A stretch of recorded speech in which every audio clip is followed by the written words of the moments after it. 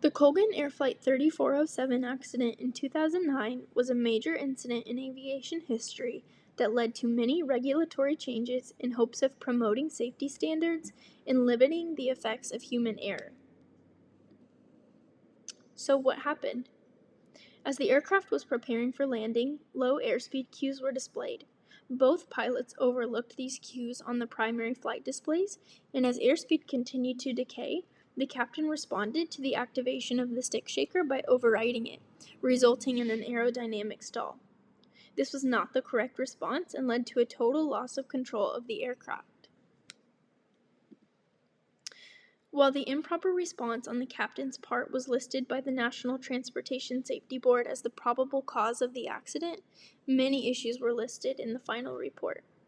Flight crew monitoring failures, FAA oversight, voluntary safety programs, and the use of electronic devices in the cockpit were all major contributors to the failure of the aircraft's landing.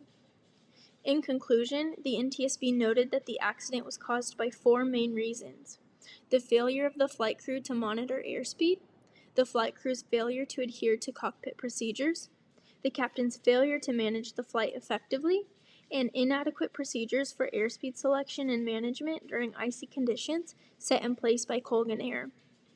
As a result, the plane crashed into a residential home and caught fire, killing all passengers and staff of the flight and one individual on the ground. This is a visual representation of the incident that occurred.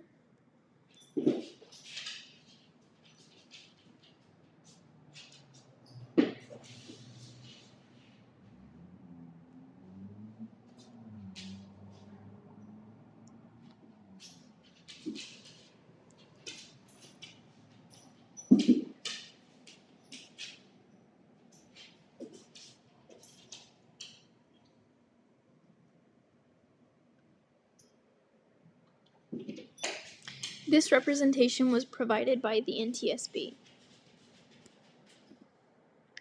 So why did these issues occur?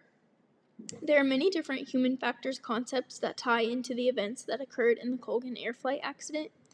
Past research suggests that aviation errors can be classified into 6 different categories: substitution errors, adjustment errors, forgetting errors, reversal errors, unintentional activation, and the inability to reach a control.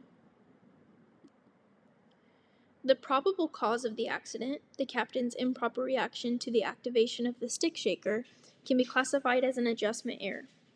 An adjustment error occurs when a pilot operates a control too quickly or slowly, moves the switch to the wrong position, or follows the wrong sequence when operating multiple controls. Forgetting errors, or the failure to check, unlock, or use a control at the proper time, were also apparent within the analysis of this incident. The crew failed to act on the low airspeed signals that they received. The NTSB notes that there were many low airspeed indicators provided to the crew, however they failed to react in a timely manner. I also would like to take a look at the Swiss cheese model of error to help break down some of the gaps present in the management and monitoring of the aircraft.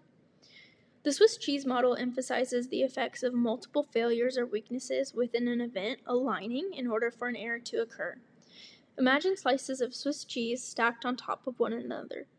When the gaps in the cheese, or failures and weaknesses within a system, all align with each other, error occurs.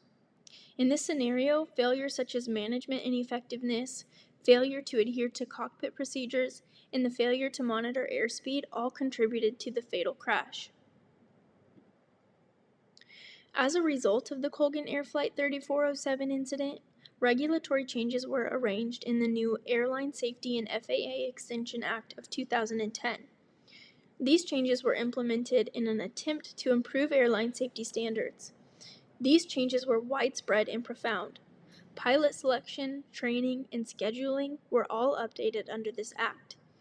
In addition, crew member screening and qualification procedures were revised, and training objectives were updated to incorporate recovery training and stall recognition.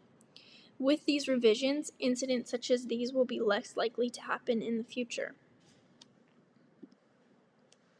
In conclusion, the fatal aircraft accident can be analyzed using many human factors issues and error classifications. The incident not only shed light on common failures and miscommunications, but led to the incorporation of many regulatory changes in an attempt to improve aircraft safety standards. These are my citations for the incident. Thank you.